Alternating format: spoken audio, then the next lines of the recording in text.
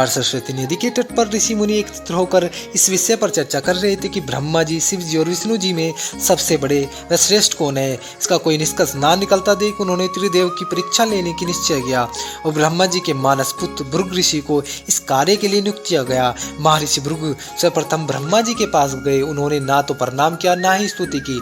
यह देख ब्रह्मा जी क्रोधित हो गए, लेकिन फिर यह सोचा कि यह उन्हीं के पुत्र हैं। उन्होंने हृदय में उठे क्रोध को, वेग को दबा लिया। वहां से महर्षि भृगु कैलाश गए। देवादिदेव भगवान महादेव ने देखा कि भृगु ऋषि आ रहे हैं। वे प्रसन्न होकर उठे और उन्होंने आलिंगन करने के लिए अपनी भुजाएं फैला दी, किंतु उनकी परीक्षा लेने के लिए भृगु ऋषि उनका आलिंगन स्वीकार करते हुए वेदों और धर्म की मर्यादा का उल्लंघन करते हैं, इसलिए मैं आपका आलिंगन कदापि नहीं करूंगा। उनकी बातें सुनकर भगवान शिव क्रोध से तिल मिला उठे। उन्होंने जैसे ही त्रिशूल उठाया उन्हें मारना चाहा, वैसे ही भगवती सती ने बहुत विनय कर किसी प्रकार से उनका क्रोध शांत कराया। इसके बाद भृगु ऋषि वैकुंठ धाम गए। भृगु जाते ही उनके वृक्ष पर एक तेज लात मारी।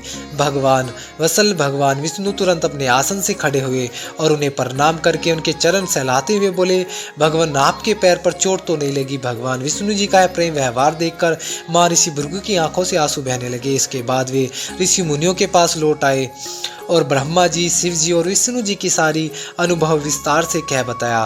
उनके अनुभव सुनकर सभी महर्षि बड़े हैरान हुए। उससे सभी संदेह दूर हो